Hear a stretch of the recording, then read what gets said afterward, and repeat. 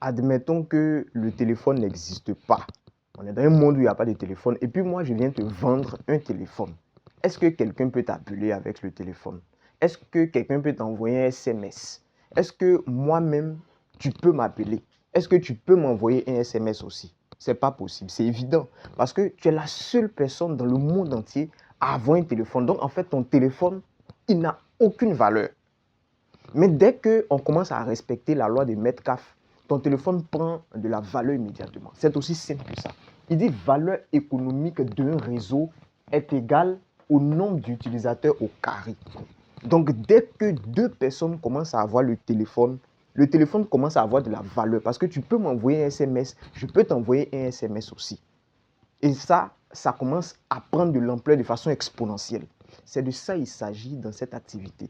Il n'est pas mauvais de commencer à vendre tes produits. C'est bon de vendre tes produits. Mais il est recommandé que tu permettes aussi à d'autres personnes d'avoir un code.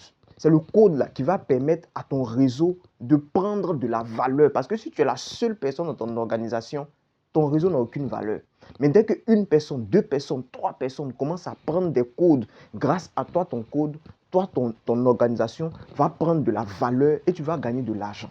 C'est de ça qu'il s'agit dans cette activité. C'est pareil comme les entreprises qu'on voit aujourd'hui. Quand tu sors, tu vois Cap Sud, tu vois Kiabi, tu vois KFC, tu vois Burger King. Ce sont des organisations de marketing du réseau, mais à grande échelle.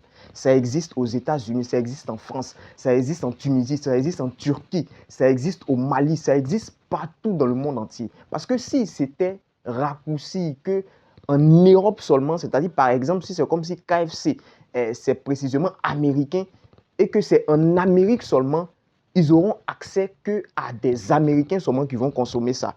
Mais dès qu'ils commencent à dupliquer cette activité-là dans plusieurs pays dans le monde entier, ils ont accès à un grand public. Donc leur réseau, la valeur économique de KFC est égale au nombre d'utilisateurs. Le nombre d'utilisateurs de KFC, c'est qui?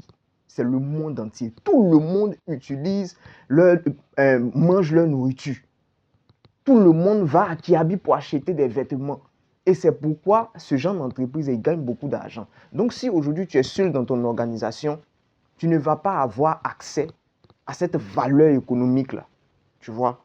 Donc je t'informe pour que tu puisses avoir au moins une idée de là où on va et là où tu peux y arriver si tu prends le temps de te dire que c'est un réseau que je suis en train de construire et voici un peu l'image que je dois avoir de comment je vais construire mon organisation.